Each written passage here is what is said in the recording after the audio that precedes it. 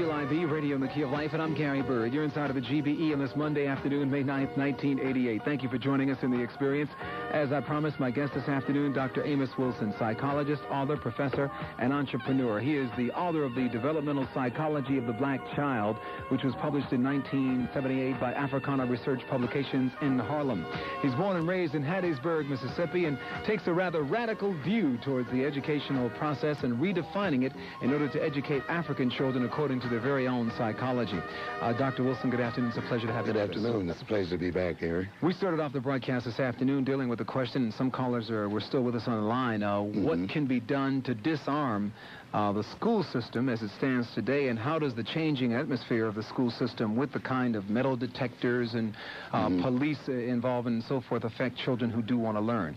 What are your thoughts about that question before we really begin? Well, certainly the school atmosphere must be controlled and dealt with.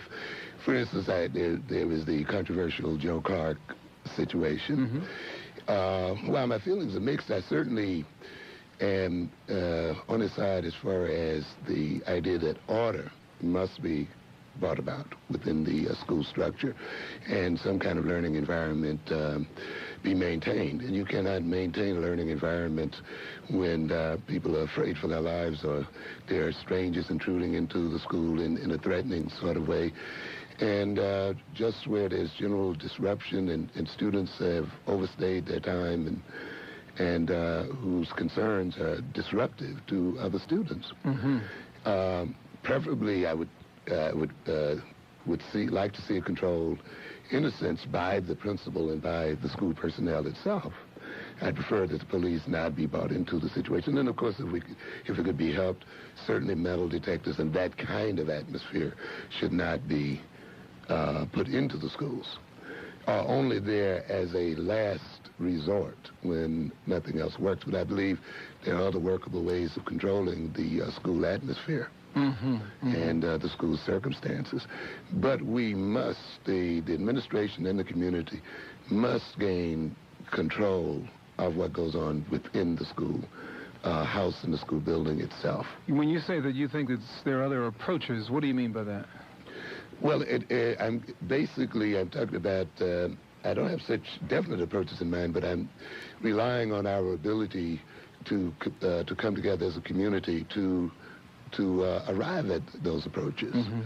Whether that means parental controls, some other group of community organization patrolling, or the reduction in the sizes of schools. Sometimes I think these schools are really absolutely too large, particularly in terms of the kind of students we deal with here, where you have maybe 2,000 or 3,000 students in one building, where often then the principals and other people in the school have a greater difficulty in getting to know the students and getting a sense of where students are supposed to be and what they're supposed to be doing.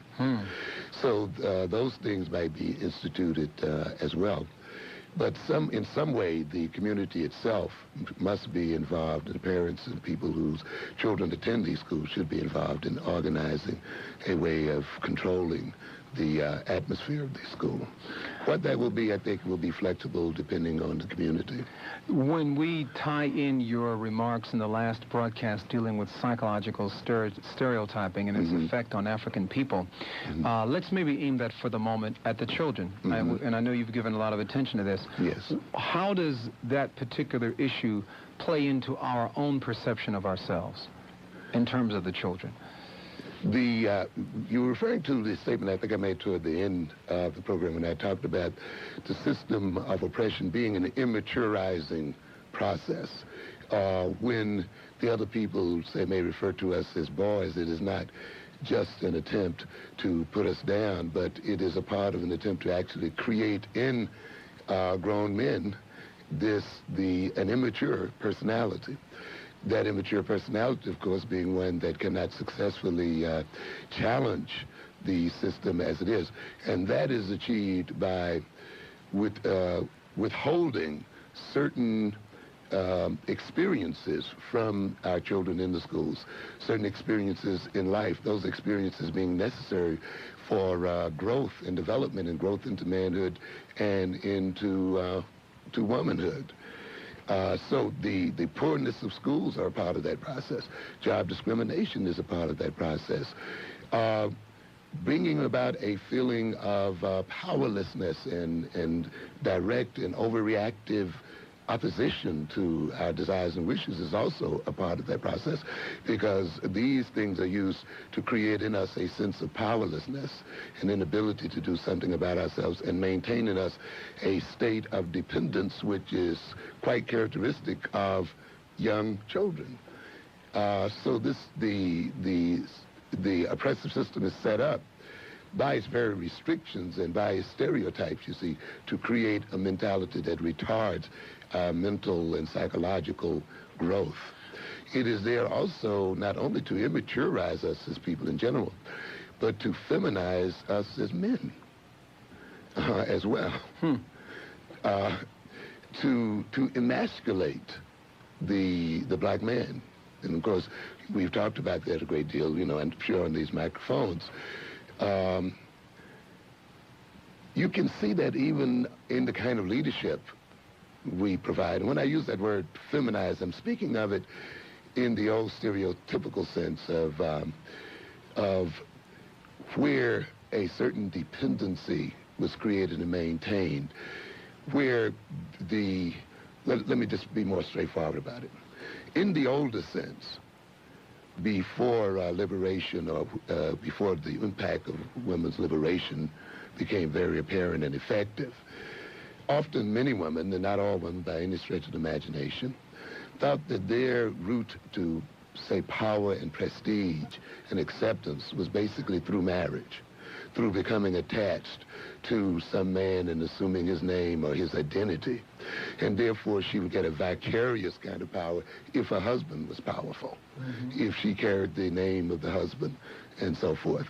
And so her major approaches under that old system was one of seduction, that is, seducing a man perhaps into marriage, seducing him into attachment, or sometimes a process of inducing guilt or a sense of protectiveness on the part of the man, you know, these kinds of things. Or the greater part of her energies might have been directed toward making herself attractive instead of developing her intellectual and other potentials. So her approach in the older sense, and I want to be clear about that because I don't want any misunderstandings of people. In the older sense then, it was going at power indirectly through attachments. Now, to a good degree, I think that the assimilationist approach to the movement of our people is a very similar one and sort of feminine in that sense. It's not an approach that directly challenges the power of Europeans or the power of the white man. It is not an approach that is ready to go to war and to defeat our enemies. When we talk about racism, you see, we talk about racism, but we don't talk about it in a way that we can neutralize the racists. We talk about it more in the way of getting the racist to change his or her attitude, or to change their feelings toward us, or to accept us, in a sense to marry us and to become one with us. But there's another way, of course, approaching it that says, look, you can be as racist as you want to. You can hate me and you can despise me, but you are not in a position to do a damn thing about it, because I have power to prevent you from carrying out your racist plans. You see, and we, of course, now again, stereotypically see that as a masculine approach, and again, I'm using it just as a term of convenience, that says, look, we are moving from a position of power, and we want to build our own IBMs, our own Xerox Corporation, our own armies, our own nations, and not marry into you and become attached to you through some kind of curious identification with you. Because what happens is that still leaves you disarmed. It still leaves you in a position that if your husband divorces you, you're not in a position to carry on your own life and protect your own interests. It still leaves you in a position that if your quote-unquote husband decides that he will attack you or drop you in some kind of way, it still doesn't prepare you to provide for yourself and to take care of yourself. So integrationism that does not set us up for the assumption of real power and real control of the means of productions and so forth is, in my way of viewing it, a type of feminist approach. Okay, we're going to take a break for news headlines in the half hour. And for those of you listening who may have some questions already, and I'm sure some of you do, 692-9542 in Manhattan, Brooklyn, the Bronx, Queens, Long Island, Staten Island, in New Jersey, upstate and out of state, 1-800-332-1023. My guest this afternoon is Dr. Amos Wilson. If you had an opportunity of catching a version of Tony Brown's journal yesterday, you probably have some very interesting points of view to maybe share with us this afternoon, hearing our guest remarks this afternoon, Dr. Amos Wilson. That program featured a number of black homosexuals who were in the broadcast and who had some rather unique views related to the issue of feminization and also the issue of stereotyping as well. Some of them may be listening. If you are, then you are free to call us as well. That'll add another dimension to the conversation this afternoon. And we'll also come back to pick up a bit on the points that Dr. Amos Wilson has projected, and also to expand a bit on the issue of psychological stereotyping and its effect on African people. As you've heard him indicate, it is his feeling that oppression creates an immaturization of the mind, and that is one of the things that we have to deal with. And I think that when we go back to talking about the issue of young people, to some extent, what they may be showing us is a rejection of that particular value system. We'll come back and explore that with Dr. Wilson and you right after news headlines. Gary Bird Experience.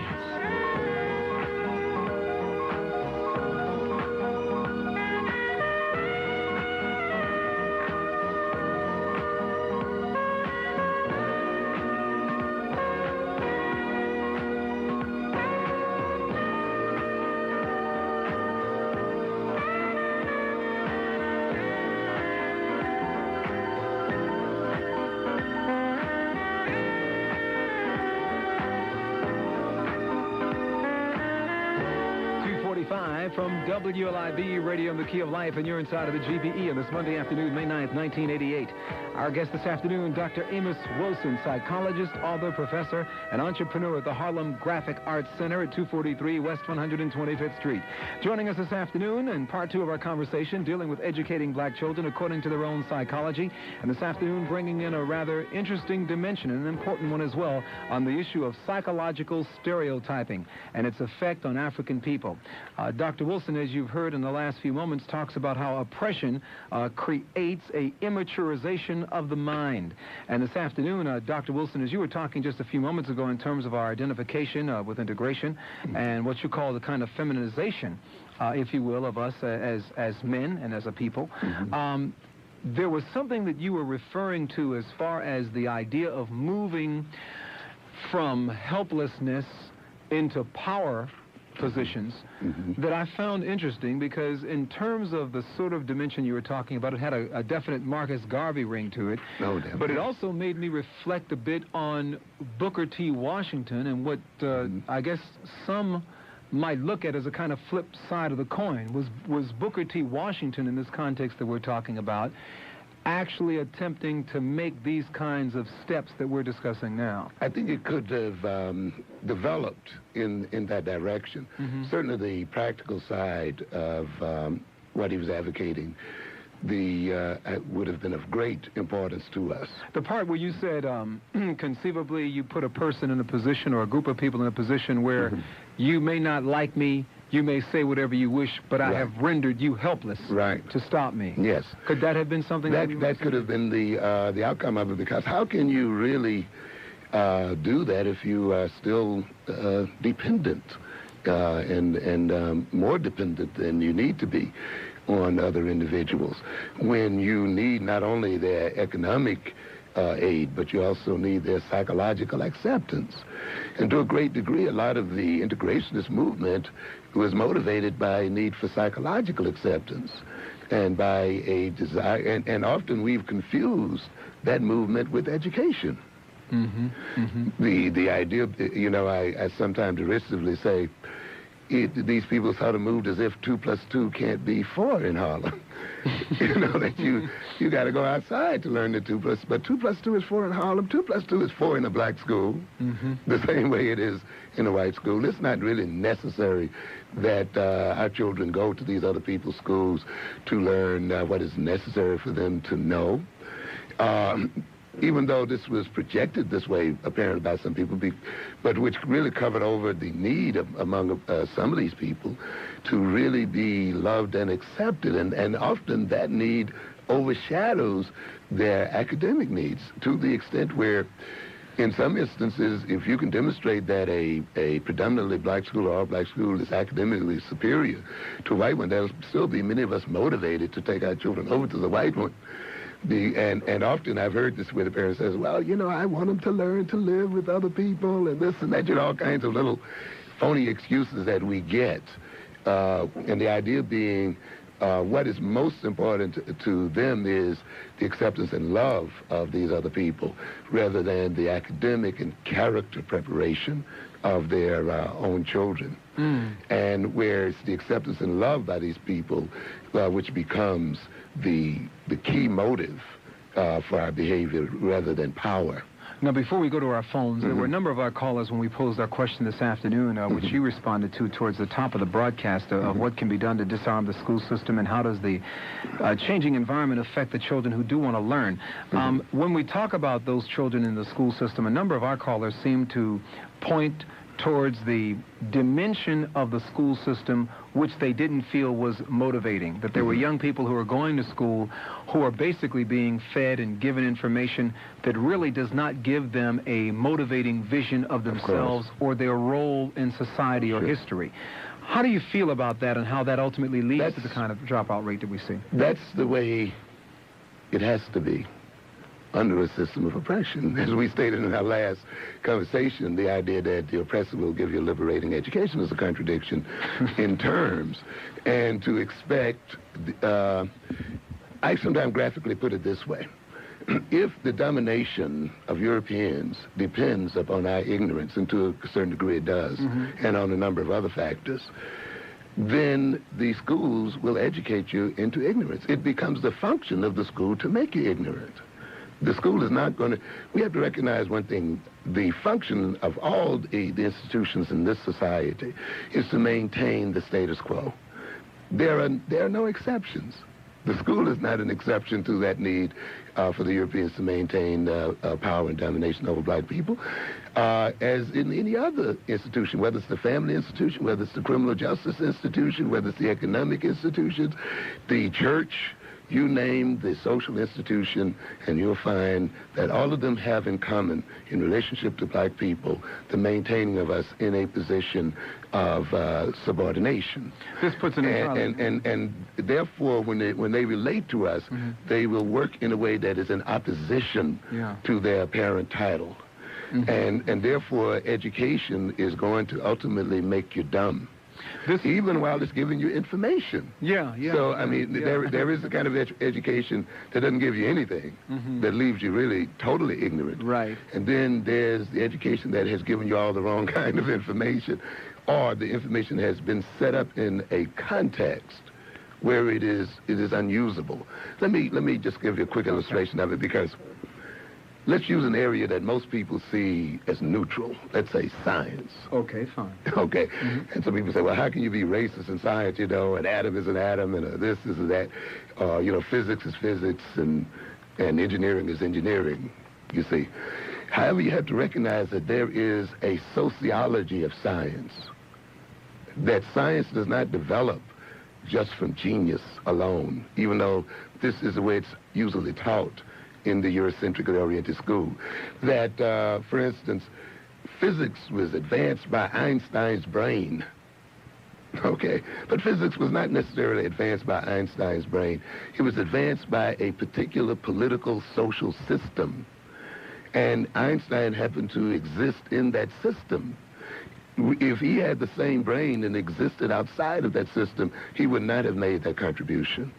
That contribution that Einstein made is only possible within a cultural setting and within a cultural context, you see.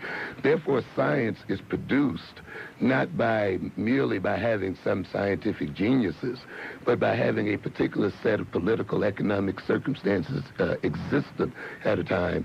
And those circumstances motivate scientific thinking, creativity, research, and development, you see.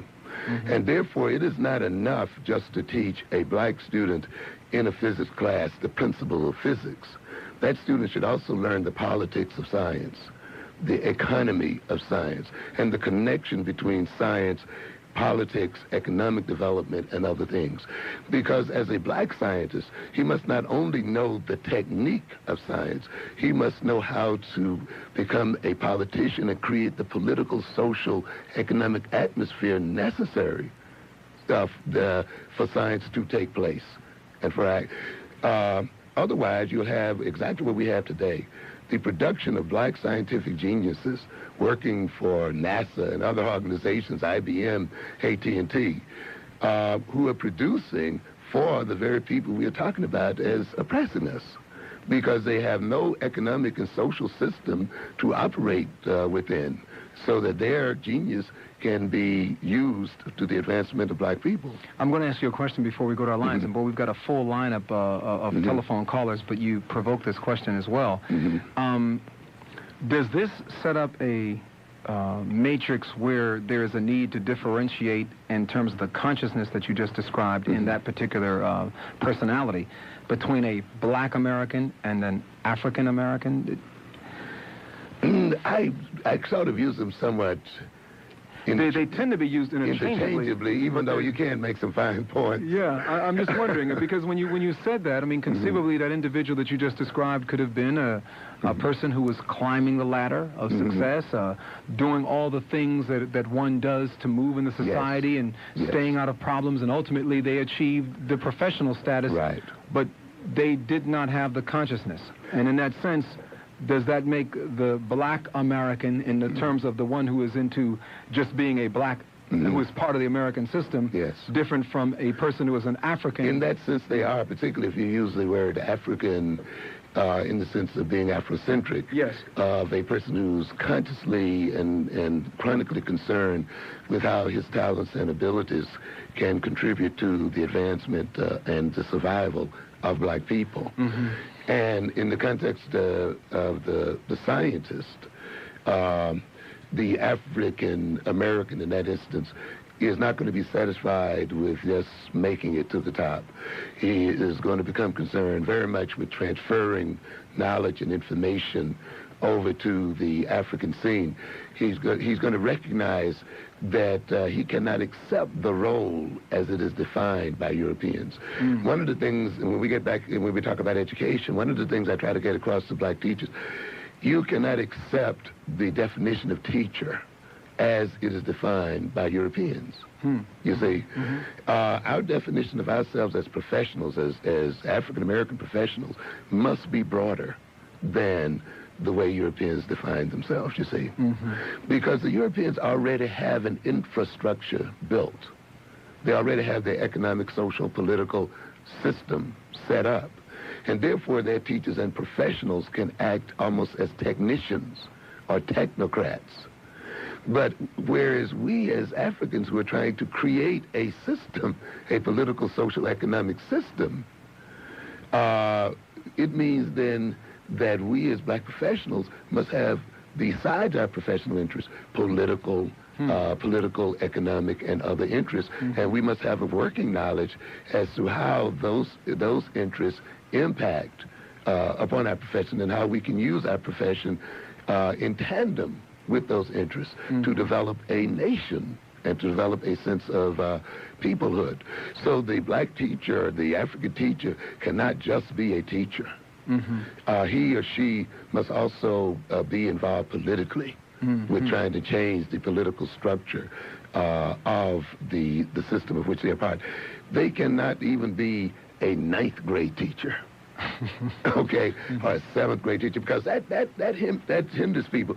For instance, a teacher that defines himself or herself as a 7th grade teacher is often in a dilemma when the vast majority of the students, or a large percentage of the students coming into his or her classroom, is not at the 7th grade level.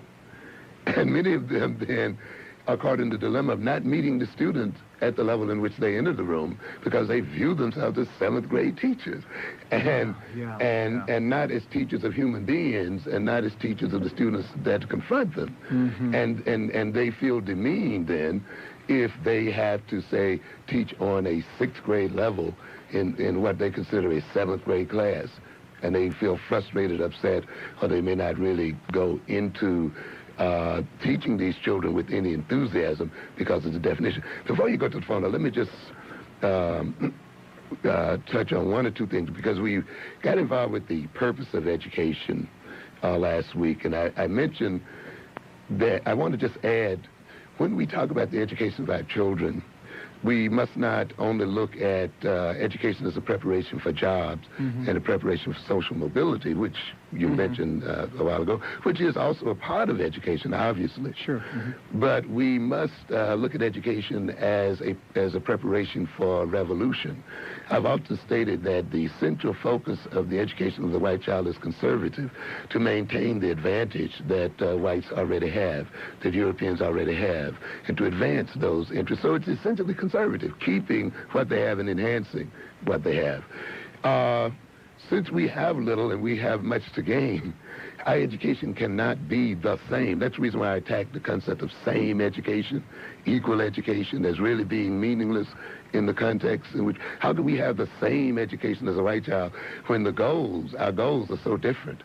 In fact, our goals may involve taking back what they have stolen from us. And you have to prepare and educate the children to do that. But to give them the same education assumes that they have the same goals, you see. And so when we see our children, our people subordinated all over this globe, they're having their wealth taken and exploited and destroyed, we see our position in this world, a large majority being ruled over by a minority, we are talking about revolution. And the children should be educated for revolution. They should also be educated for mastery, that is, control of ourselves and control of our destiny, and ultimately perhaps even educated for war in the pure military sense of the word as well.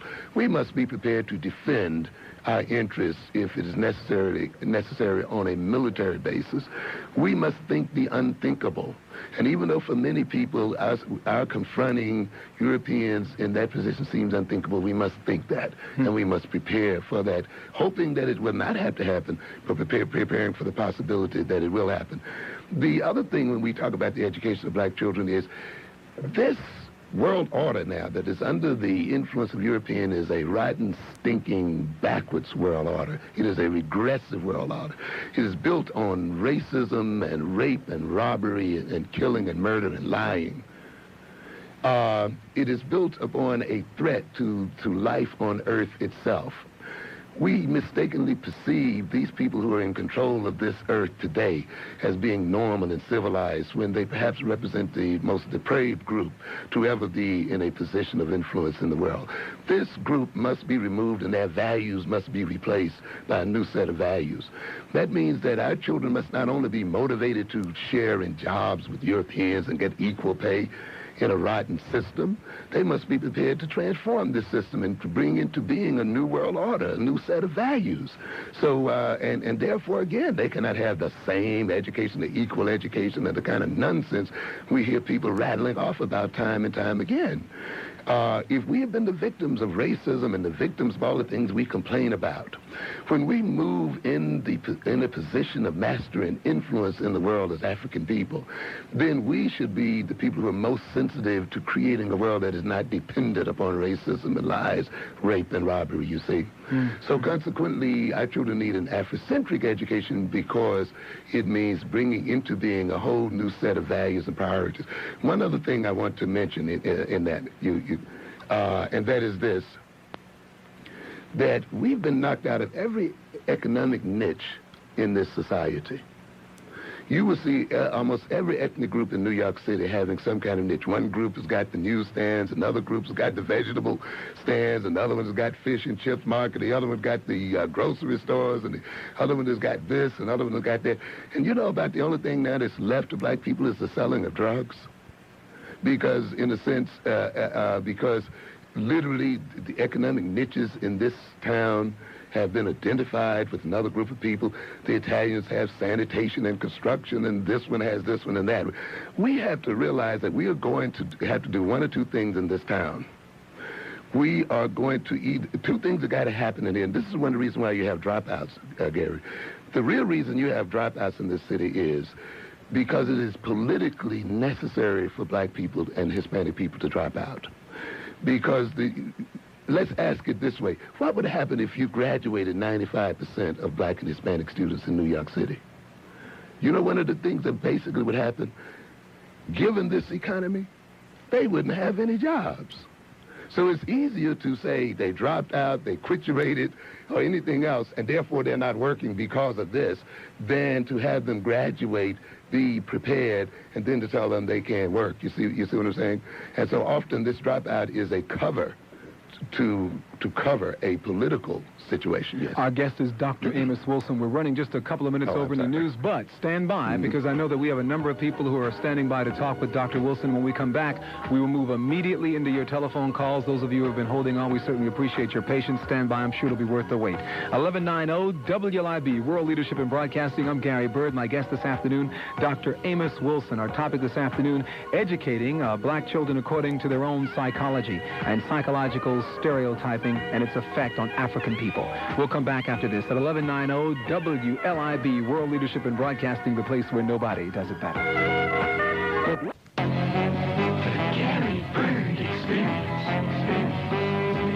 1190 WLIB Radio in the Key of Life on a Monday, May 9th, 1988. I'm Gary Bird. Our guest this afternoon, Dr. Amos Wilson, psychologist, author, professor, and entrepreneur at the Harlem Graphic Arts Center. Joining us this afternoon for the second part of our topic dealing with the education of black children according to their own psychology. And this afternoon, taking a look at the effects of psychological stereotyping on us as an African people. And taking your calls at 692-9542 and 1-800-332-1023. Without any further ado, we'll move right into your telephone calls. I again thank those of you who have been holding on quite patiently this afternoon. Go right ahead, please. You're in the air at WLIB. This is The Experience. Good afternoon, Guy. Good afternoon. Good afternoon, Doctor. Good afternoon. Okay, I'd just like to go back to that business of assimilation that you spoke about earlier on. Yes. If I read you correctly, I think that you were saying that one possible reason for those of us who choose to assimilate into the system rather than to confront it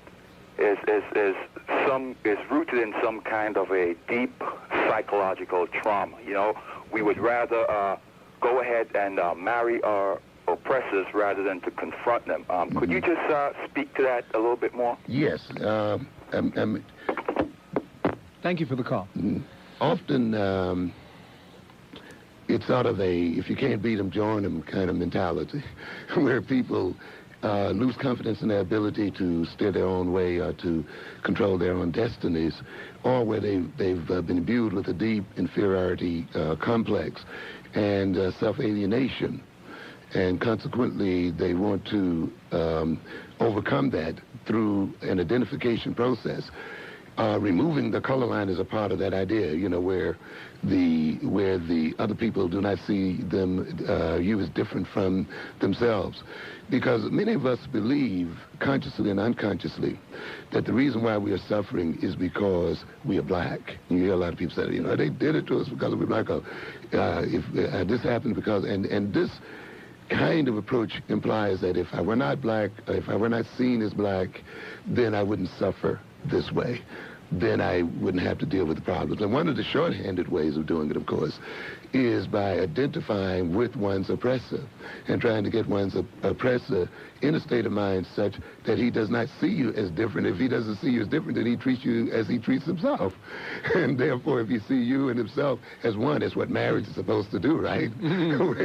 where the couple is to act as one. And so we're to assimilate with these people to the degree that they really don't see a difference. Then if they don't see a difference, there's no basis for discrimination. Discrimination is based on a perceived difference and acts on a perceived difference. And therefore, if we can identify with them closely enough, they will not perceive us as being different. They will not treat us as on the basis of difference. And we will then enjoy the advantages that they have, and we would escape our circumstances. If you could add to that, perhaps your comment to me during the break, which may relate to this about over-determined. I was you mentioned certain behaviors, and what I mean by over-determined is where a number of almost all of the systems operate to move you toward the same point. Last week I was talking about media, and I was talking about how the education system, of course, how the system is run on the basis of lies, and how the media will have to lie as well. The schools will have to lie and misconstrue as well. The criminal justice system must be unjust, and the economic system must keep you poor, and all of these kind of things. And so each one of them supports the other. So it's not one system that is moving you in a particular direction. It's a whole bunch of things. The whole atmosphere is suffused with messages that are pushing you in a particular direction. So it's overdetermined in that sense.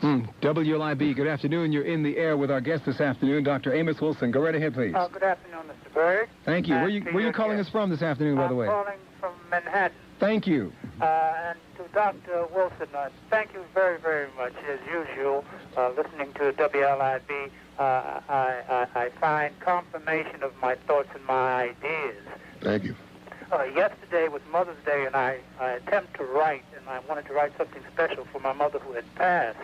And I came up with this title for something that I had hoped to write, Psyche. Do you hear? Yes, I got you. And what you came and said was that the psychological stereotype was all those things that I have hoped and wanted to put to paper, and I will definitely listen longer. But my question to you, and I wish you could respond to it, it is, what is the psychological effect of the European theology to the people of color generally, but the African people particularly? Right. Okay. Thank you for calling, and thanks for the compliments. As I said earlier, every institution in the system is geared toward one major thing, and that is maintaining the status quo. And the church and the religious system is no exception, as much as a lot of people would like to think it is being.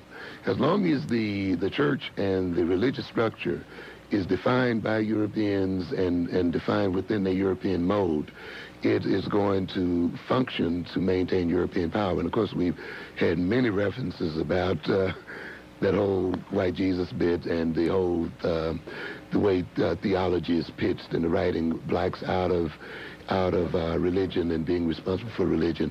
And of course, all of those things are set up to maintain the system. The white Jesus, of course, set up to make us think of white as being defined and somehow holier and destined to be greater than any other color on this earth. But the theology and the theological schools, which many of our ministers go to, have a subtle way of indoctrinating white values and orientations as such. Also, the way the church is defined. The black church is not only a large religious institution, but it is really a very large economic institution, but it doesn't perceive itself that way. It doesn't perceive itself as a very large or possibly large educational institution and cultural institution. And therefore, it assumes the restricted definition of Europeans. So while they follow that definition, they function, even when they love, still to maintain the status quo in the system itself. Boy, I tell you, each comment generates, I think, more and more questions, and I think our telephones prove it. 692-9542, the nationwide toll-free number, 1-800-332-1023. I'm going to keep it moving for those of you who are standing by for you to respond. Quick sentence, because I think it's very important that we understand the task that our youngsters, in other words, as I pointed out last week, and I won't take long, I just want to say that it's not enough, as I said, to prepare for jobs and social mobility. You got to prepare for the unthinkable, as we indicated. We got to prepare for a revolution. We got to prepare for the idea that things may change. We must recognize one thing, that assimilationism and integrationism generally tends to work quite well when there's enough to go around. But when economic circumstances change, attitudes change, and we must think as a people in terms of what would happen or what could possibly happen if the economic system collapses and falls apart. Where will we be as a people? And we must educate our children in those terms. But about New York City, I wanted to point out again, because I want people to think and start in their discussions about education in terms of the functions of the dropping out of black students and how that serves the political function. And to recognize that if we graduated a high percentage of black and Hispanic students where they could successfully compete with other ethnic groups, you have a problem. And that problem is one that either the economic system of New York City must expand to such a degree that it can take in these additional graduates, or at least the country must provide opportunities so that these graduates can go out away from the city, or we must knock some of the other ethnic groups out of their positions. And again, we have to think of educating our children for these two possibilities. It may be that we have to educate them to be prepared to push others out. Or to create their own, I guess. Or to create a combination of both. Yes, exactly. Because this has been a part of the tradition of this country. So I'm not talking about something that's... No, it's happened before. There's no question definitely. About that. One group... and every group that has moved into power and influence in New York City basically has replaced other groups, as those groups have moved into other positions or other places. But when it comes our turn, it seems as if everybody sort of gets stuck in place. 26 minutes after the hour, 3 o'clock. My guest again, Dr. Amos Wilson at WLIB. I'm Gary Bird. This is Experience 3, the Great Black Expedition segment of our radio magazine. Good afternoon. Thank you for joining us. Where are you calling us from? I'm calling from Jamaica, Gary. Thank you. Go right ahead, please. I respect you, and I respect Dr. Wilson. Thank you. Thank you. Gary, can I to a question for you and a question for Dr. Wilson? Let me just say to you, probably it'd be very quickly just to get a question for him because there are just so many people calling. There's just not enough time. Okay. Dr. Wilson, you spoke about the various ethnic groups that have taken over the vegetable stores and the newsstands. I suppose you mean the Koreans and the Indians and so on. I mean, the Indians from India. And and I look and I see that academically, for instance, I think the last Westinghouse academic achievement, whatever they're called, contests, something like 8 out of 10 were Orientals. Right, I recall. And who look different from the Europeans. Right. And their culture also certainly is not taught in the schools. And is there something that we can learn from the Koreans, from the Japanese, from the Chinese, from the Vietnamese, from the Indians, who have come to this country after we did? Yes. We were here before they were, and even the African Caribbeans seem to have moved ahead academically, economically, and I would suspect that since usually economics comes first and then political power comes after it as a result of it. Yes. What is it that we can learn from them that they have done that perhaps we can do? Okay, good question. Thank you. Very much. I think I might have indicated in the last program, I alluded to what I call deculturation. The removal or the depriving of African Americans of the African culture. And of course, we've talked about that in the context of slavery, because you remove that culture in order to create the servant mentality and to have people almost think of servitude as a natural slot for them in life. Another one of the functions, of course, of that is consumerism. There's an international division of labor in the world. And the position for African people is that of producers of raw materials and as consumers. And to be the ultimate consumer, you almost have to have a polyglot of tastes.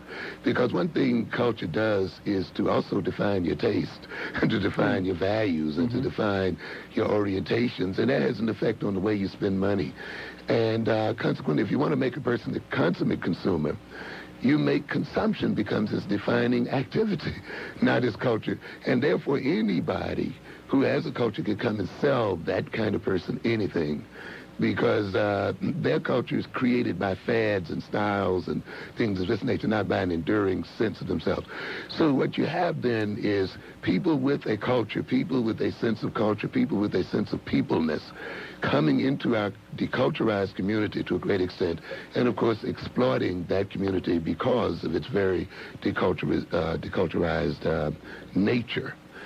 I have also indicated that we support aliens because we have been alienated from ourselves. When we are separated from ourselves as African people, there is a gulf created in our personality, an emptiness created in our personality, a lack of identity created in our personality. That gulf, that emptiness, that void motivates us to fill it. And that void is filled in then by those stereotypes we talked about earlier. And those stereotypes take on a life. They have an appetite. The stereotype has desires. And those stereotypes from ourselves, when we are separated from ourselves as African people, there is a gulf created in our personality, an emptiness created in our personality, a lack of identity created in our personality. That gulf, that emptiness, that void motivates us to fill it. And that void is filled in then by those stereotypes we talked about earlier. And those stereotypes take on a life. They have an appetite. The stereotype has desires.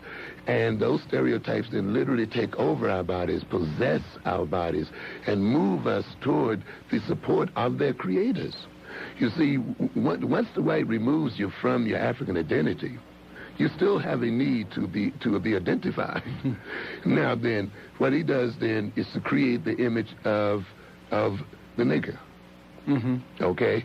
And since he's in control of information, and we see him as an authority figure, and he's rewritten history and redefined the social system, often many of us then believe the lies, you see, and we assume the definition. And when you assume a definition, when you believe a lie, let me just illustrate it like this.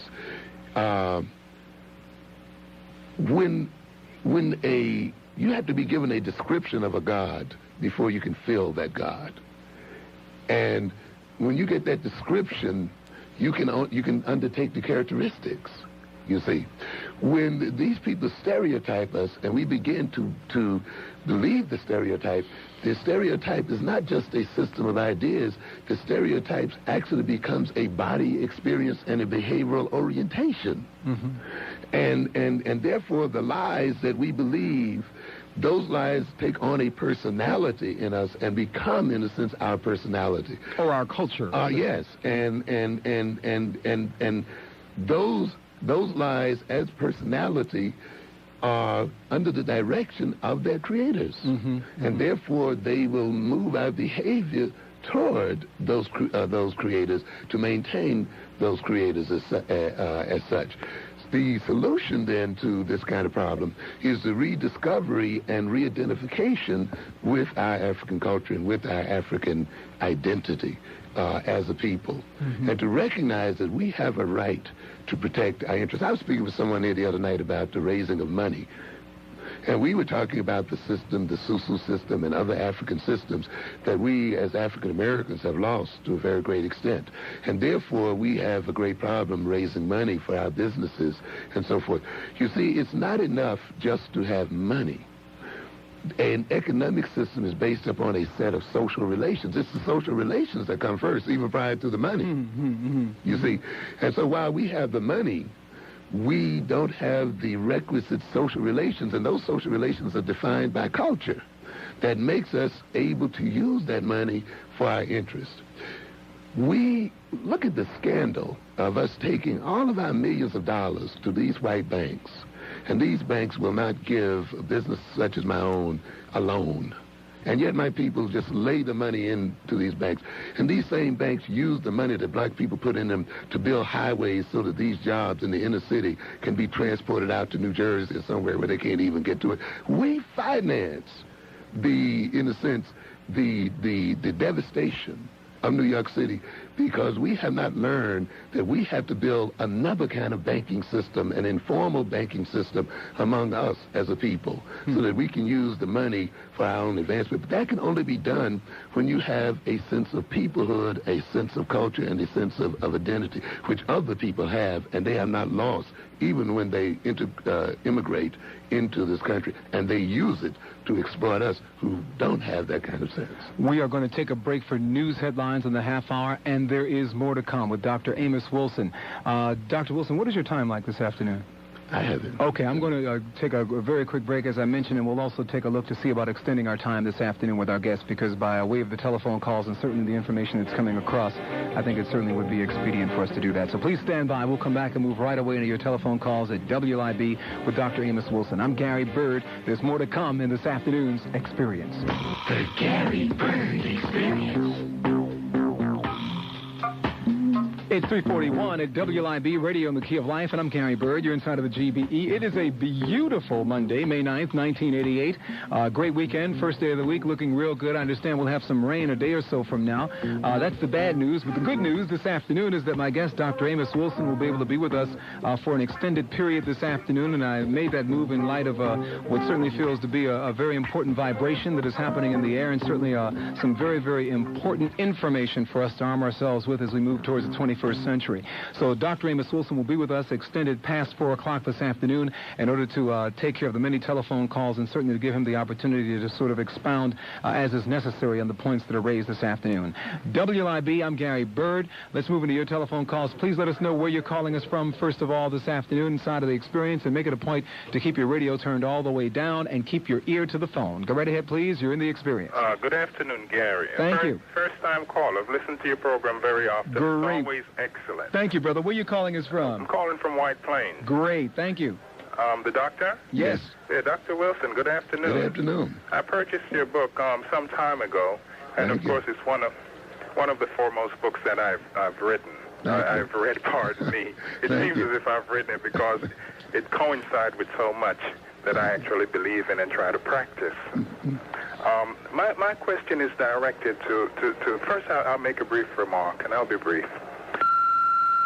5 cents, please. Oh, okay. That caller's in a payphone, so we'll let him get that together for just a moment. 3:43, 17 minutes before 4 o'clock. Gary? Yes, go right ahead. Okay, yeah. The remark is just this, that we as a people, we seem to be so outwardly directed that a lot of things that we seem to seek validation from other people, we have a tendency of trying to be accommodationist and integrationist. It seems as if our reality is being defined for us instead of defined by ourselves. And I'd like the doctor to just briefly tell us, how does that being outwardly directed hinder our progress? And also, does he find that nations have that characteristic also of being either outwardly directed or inwardly directed, as I believe some Oriental groups seem to be? Yes. Okay, thank you for your call. Thank you. Certainly one of the processes that happens to the psyche of African people under oppression is what I call the externalization of the personality. In order for us to be controlled by other people, particularly psychologically controlled, we have to be what I call externalized and reactive, you see, so that our basic behavior is not a behavior motivated by internal drives and internal determinations, but by the need for external acceptance, the need, as he indicates, for external approval, the fear of being rejected by people outside of ourselves, and the sense that we are nobody until those people accept us and recognize us, a feeling of invisibility until we are seen by our oppressors. And when we let another people define reality for us and define us as persons, then naturally they will define us in such a way that it will make us reactive to them. You can see this operating on many different levels. He mentions the sense of nations. To a good extent, colonialized nations are externalized nations economically. You see even their basic economic infrastructure, such as their railroads or their highways were built not to build a network within the nation itself, but were basically constructed so that their raw materials could be taken to the port cities and exported. So the construction of the railroad lines and construction of highways and so forth were not constructed in a way that was conducive to the growth and development of those societies. So you have a situation often where a certain segment of, say, an African nation may be literally cut off from its own marketplace by the way the highway and other systems have been designed, because they've been designed to meet external needs. And when we even talk about foreign aid, infrastructural aid, often if that foreign aid is used to build an infrastructural system, it's still built in a way to serve the interests of people outside. And then when you hire people to direct such an economic system, the local bourgeoisie that's going to direct this system will be externalized too, because it serves as the comprador group or the between group that mediates the exploitation of the nation with the metropoles. And they are going to get their cues and so forth from the outside as well. And if they're in charge of the education of their children and so forth, they of course create in their own image an externally oriented children. In order for us to fall under the control of the other people, we have to be externalized. And a part of that externalization process is deculturation, you see, because culture and a sense of culture and identity gives you a set of purposes and goals and directions in which to move. But if you don't have that deep sense of culture and people identity and sense of peoplehood, then you're going to have to get your control from outside on a reactionary basis. So in essence, then you cannot be truly inwardly directed, right, without that sense of culture that you're describing. Yes, that sense of identity, a solid sense of self. Otherwise, it's a reactive orientation. 1190 WLIB, Radio in the Key of Life. Well, wait a minute, though. If that's the basic understanding, then that says that is the basic state of mind that we, generally speaking, are operating in as a people in this society. Yes, very much so. Two things happen. Those who essentially are deculturated, and of course, which is a major reason why we have a dropping out in these schools, and a major reason why some of our children are not progressing academically the way they should, you see, because of that loss of people. Then you have another group that appropriates an alien culture, you see. So there are some of us who identify with the European culture and kind of take it over, and we can progress on, quote unquote, on those values, you see. But the situation is, what we're going to do with that alien identity, even though we may make it to be the CEO of AT&T and all that, it means that we're just, the output of our labors will still go to the other people. What happens in the rare case of the person who is able to move through the phases that we're describing in the quote-unquote upwardly mobile model, and yet who in arriving at that peak somehow does maintain a sense of his or her Africanness at that position? What's at work in that individual? Well, there are a number of people like that. As a matter of fact, when I talk about the education of black children, I also have that as a dimension. Those who, with a sense of consciousness, can move into the system as an intelligence operation, as secret agents, and in an extreme sense, sometimes where they may be superficially even identified as being with the other people in order to attain the kind of information, knowledge, or technology, or whatever else we may need as a group. It's a very tight line between, working, because the system has some things we could use. Okay? Yeah. So the idea is, how do you educate some of us such that we can work with it smoothly and yet not at the same time lose our identity to it, and use it as sort of like a mold, in the sense of using it and transferring out of it those things that are of value. Because, right now we are the most valued employees in this country. And one of the reasons why we are valued, because we don't have that strong sense of peoplehood and the Pan-African connectedness. Too many employers don't have to worry about us shipping that information out. to some other country or making some kind of connection. We can work in gun factories, as many of us do, and yet not ship weapons to South Africa so that our people can engage in war. When you deculturize the people, they make this kind of employee. They'll die with tremendous amounts of knowledge and information in their heads. I was having the discussion the other day when we were discussing investments of the many of us who sit in positions, but because we are isolated and cut off from one another, we can't give each other vital information and input so that we can use the system to our advantage. Part of the education of our children is to educate them in this way. 1190 WLIB, Radio in the Key of Life. Our guest this afternoon, Dr. Amos Wilson of The Experience. I'm Gary Bird. Where are you calling from? I'm calling from the village of Harlem. Thank you.